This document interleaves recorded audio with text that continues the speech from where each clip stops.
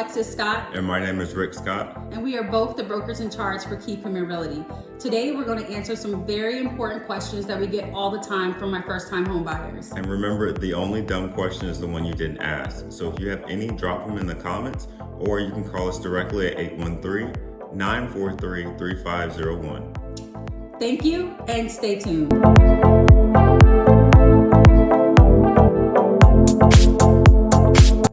All right, so our first question is pre-qualification versus pre-approval. Which one matters most? Okay, so I'll take this question. So, of course, a pre-approval is definitely the best thing to have. A pre-qualification is when a borrower basically calls in and says, hey, I'm looking to buy a home. They basically just go over additional information, just, credit and what kind of debt that you have. And then the lender kind of puts together like, hey, this could actually possibly work based off what we see. Or what you're telling me. But the pre-approval process is more intense. It's more in depth. That you have to get their pay stubs or W-2. They run their credit. And then sometimes they even submit it through underwriting. So with the pre-approval, it's more of a solid step of knowing, hey, this borrower is ready to possibly buy a home versus a pre-qualification. I would just say it's almost like a word of mouth. So that's the biggest difference between the two. That's a good way to put it. All right, the second question we received, how much stronger does a pre-approval make my offer? I'll take this one again. So the pre-approval is definitely going to make your offer a lot stronger. And the reason why is because in the contract, I know in Florida we have an as-is contract. And with the as-is contract, there's steps in the finance contingency stage, which is one of it is a loan application and the other is loan approval. Well, when you do a pre-approval, you already skipped some of those steps because during the pre-approval process, you are submitting an application for a loan. And then the other step is they're looking at the terms and the conditions to see if you're truly eligible to possibly purchase a home, specifically tied to what you have according to your criteria, what you have according to your debt, your income. So with that being said, your offer will be a lot stronger because you've already gone through the necessary steps, which is loan application and pretty much a small part of loan approval. So your offer has a stronger chance of being accepted based on this information. That's really good information. Our next question is, how long is a pre-approval letter valid before I need to get it updated? Now, most pre-approvals are good for 90 days. A lot of lenders, if nothing has changed with your finances, can always just get that updated again. So they won't have to rerun anything unless something has changed. That's good. So just keep in mind, don't run your credit for any reason. Just keep it very simple. If you know you're wanting to buy a home and you already technically have a pre-approval, just keep it as it is. Do not open up any new lines of credit because that will open up a door to possibly be denied for a future loan approval. Do all lenders use the same criteria for pre-approval? Now, that's a good question. And the answer is no. There are so many different loan products out there. There's VA, there's FHA, conventional, DSCR loan, flips and flip, there's hard money. And each one of those are going to have their own set of criteria. Correct. Own credit score, there's down payment, there's USDA loans. So with that being said, I would definitely tell you and recommend you to reach out to your local lender.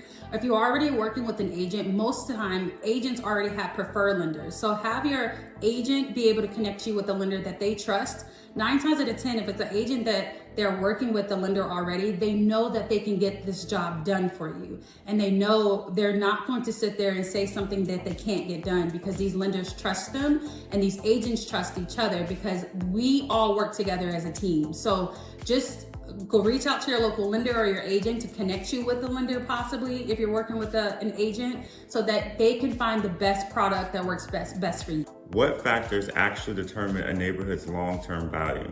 Okay, so when you are looking at a community, you want to look at things like the amenities. How well are they taking care of the community? We always suggest to our buyers that whenever you are maybe thinking about going under contract, sometimes what it looks like in the day is not what it looks like at the night. So what I would do in putting that in consideration is just see what has the market look like over time. Do you see that the neighborhood has decreased in value, or because they're taking care of it, it continues to maintain or increase over time? Should I prioritize location over home size or condition? Location is very important versus home size and condition. I will tell you, and I can't stress this enough, is location, location, location. With the location, you can change, you can even change the home size, and you can change the condition as well. But you cannot change the location. So I tell buyers all the time is really do your research in that neighborhood or that location. See the projections in that area. Is there a mall or is there a hospital being built? What is going on in the next 4 or 5 years in that area? What is the current market in that area? And what's the area previous market? Has it been consistent? Because again, that location cannot change. But if you're talking about, oh, the rooms are too small, or let's see if the cabinets need to be redone, you can do that. It's very cosmetic. Even with the size of the home, if you have the lot size to actually expand and the city is allowing you to be able to expand, then don't worry too much about that, because if the value is overall there because of the location, then that's definitely something that you can definitely look over when it's time to purchase your home. Correct. And I'd like to add, when it comes to purchasing a home, you have to remember that over the lifespan of the home, it's a marathon, not a sprint when you're doing updates. So don't look at it as one giant elephant. The only way to eat an elephant is one bite at a time. So base it off what you can do and what you're comfortable, living in. You can say, well, I'm okay with carpet. I know that's the first thing I can get it fixed, but the location, like Alexis is saying, is perfect. I'll just get the carpet removed later, and then the rest is history. So just make sure that you are meeting your needs, and then the wants come a little bit later. That's how I like to prioritize when I work with my customers. What type of agent should I be looking for when home buying? So there's different agents you can look at. I know for our company, we're transaction agents. There are single agents as well. Here in Florida, we're not allowed to do dual agency. It's called transaction agent out here, where you can work with both parties. But again, how we describe it is we're tied to the transaction. We're not exclusively tied to either party, and that's how we're able to work with both parties on one transaction. Then you have a single agent, where a single agent has more exclusivity to that customer. So there's certain things they can't disclose. If it's structural or material defects, and of course they have to by law disclose that. So it really just depends on what your lifestyle or what you're needing out of that agent can determine what you're needing, what you're wanting. So here in Keeping Real Realty, we normally work with transaction agents and as transaction agents. But if you're needing a single agent because you're looking for something specific, or you need more confidentiality, then definitely speak to your agent and possibly doing a single agent. Should I work with a local specialist or a team that covers multiple areas? When you work with a local specialist, you're working with somebody that knows the area. If you're someone that is looking for craftsman style houses, I know plenty of areas that are in Lakeland that have beautiful craftsman style houses. If you're looking for something that's maybe a high rise, or something that is the hustle and bustle, let's say you moved from New York and you want that same feel, but you want that Florida heat, you might go downtown. So working with a local specialist, that person's going to be the expert in that area, whether that is going to be in residential purchasing, commercial, fix and flip. You want to work with a specialist because you want to know that you're working with the right person. Now, the second part of that, networking is really important in our industry. So you can work with a specialist that is in this area, and they can also refer you to somebody that knows that area as well. So let's say I'm specializing in Tampa, but you want to have somebody in Lakeland. I definitely wouldn't hesitate to refer you to somebody in Lakeland if I had to. I'm not far from it, but I will say that knowing the right people is what's important. Do you have anything to add to that, Alexis? No, I think that's really good. Just having somebody that specializes in what you're looking for. I will say for agents, we don't specialize in everything. There's commercial properties, there's property management, there's buying, there's selling, know your niche. And if you're looking for a specific buyer agent, then know exactly what you're wanting. There's some people, just being completely honest, there's some people out there that are only for the transaction. And again, we are transaction agents, but we as agents, there's agents out there that are very compassionate about the buyers that they work with. They really look out for their best interests. So ask some questions like, how long have you been doing that? And although you've been doing it for 30 years, it doesn't mean that, you know, that agent probably has what you're looking for. So ask some questions that really mean a lot to you. Like, are you going to be honest with me? Are you going to hold my hand because I may need hand-holding? How often are you up at night? Because I may be in the middle of the night and have questions. Like, do you work from 8 to 5, or do you have after hours? These are all important questions, because as a home buyer or a seller, like, this is your investment. This is something you're putting your money into, and you want to be able to have that opportunity with an agent that knows and understands what you're going through. So definitely look in to an agent, a specialist that understands what you're truly looking for. Correct. How do I know if an agent is really looking out for my best interest? It's important to make sure that the agent that you partner with, you both trust each other. We have something called a BBA, a buyer broker agreement, and a lot has changed since the lawsuit in 2024. And a lot of people are not used to the changes, but the biggest thing is the loyalty. You want to make sure that you're going to work with an agent that's loyal to you, but that also needs to be returned in the same fashion. A lot of people, unfortunately, will work with agents knowing that they're already talking to 9 other agents. If you want consistency and you want the best possible outcome, you need to interview the right agent. And then once you take that agent, you need to work exclusively with that agent. So you got to trust the process, what we always say here at Keep From a Realty. But if you ever decide to partner with us, we will always take care of you. And there was no hesitation there, but I can't say it enough how many times I've had people unfortunately leave the other agency or brokerage they were with because they felt the agent wasn't looking out for their best interest, basically. What are the hidden ongoing costs of home ownerships that I'm not accounting for? Okay, I get this question a lot, especially for first-time home buyers. So although the cost is, if you have a mortgage, although your taxes and your insurance and your any HOAs or sometimes are included in your mortgage, just really be mindful that with taxes, especially here in Florida, once a home is resold, your taxes are going to be reassessed. So some of the buyers, they call me every time after they close. I'm like, we discussed this, that it's going to be reassessed. So what they probably put in your taxes, they can only give you an estimate, and they get very, very close to that estimate.